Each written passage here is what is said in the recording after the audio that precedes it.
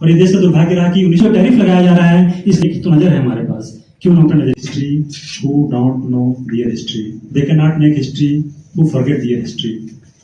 सो हमें यह जानना बहुत जरूरी है कि हमारा इतिहास क्या रहा है। बिना उसके जाने हम इतिहास नहीं बना सकते हैं।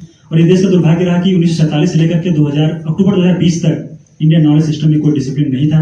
भारत सरकार ने अक्टूबर 2020 में इंडियन नॉलेज सिस्टम का डिवीजन नई दिल्ली में स्थापित किया। तब से लगातार इस पे जोर शोर के साथ शिक्षा, मतलब आईपीएस में शिक्षा हो, उसमें इंटरडिसिप्लिनरी रिसर्च हो, इस पे लगातार काम किया जा रहा है।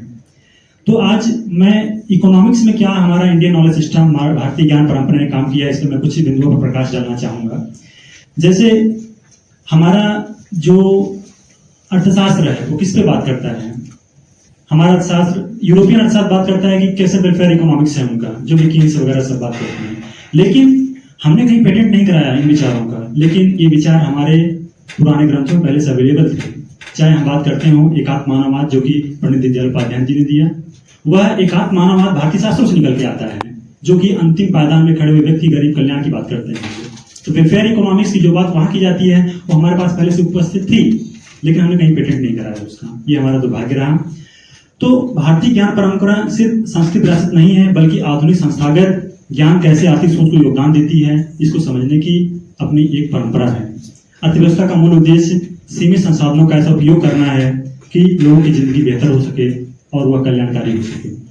औपचारिक मतलब जो आपका फाइनेंस है और जोखिम शेयरिंग है, इसके लिए चिट फंड, आपने बंगाल में सुना होगा, चिट फंड की बातें काफी थी। तो चिट फंड और व्यापार की जो कर्ज के साधन है और जो बार्टर सिस्टम है, ये पहले से हमारे व्यवस्था में अवेलेबल था, बस हमने इसको मोनेटाइज नहीं किया था, अपने तरीके से हम इसे देख रहे थे।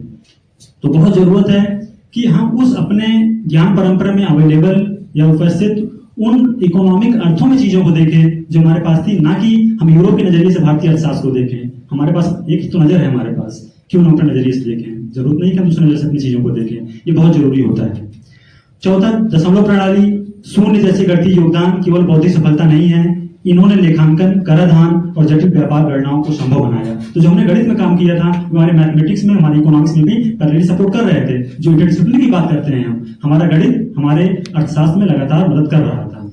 तो इस तरह से जो पांचवा है, जल संचय, सामुदायिक संसाधन नियम और फसल विविधता, हम लोग क्रॉपिंग डाइवर्सिटी की बात करते हैं, ये हमारे यहाँ पहले से उपस्थित थी, जो बाद में वेबर या डिफरेंट ज्योग्राफर जो यूरोप या जर्मनी में देते हैं।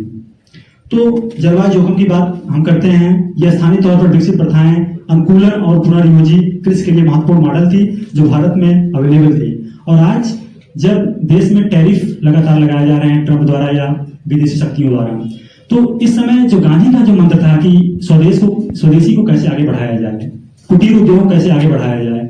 आज आपने सुना होगा 15 अगस्त को जब प्रधानमंत्री ने संबोधित किया तो उन्होंने कहा कि हम अपने कृषकों को, छोटे कारोबारों को, उनकी मछुआरों की, उनकी हितों की रक्षा करेंगे, क्योंकि जो टैरिफ लगाया जा रहा है इसका इन्फ्लुएंस डायरेक्टली उनके रोजगार पर, उनके क्रियाओं पर पड़ने वाला है।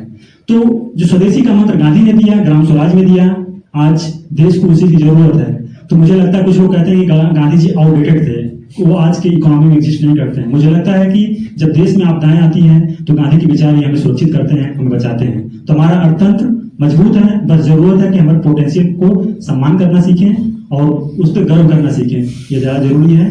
भारत का परंपरा बहुत ही रिच रहा है, इसको समझने की जरूरत है। इन्हीं शब्दों के साथ मैं अपनी बात समाप्त करके निहारिका देवी को आमंत्रित करना चाहूंगा।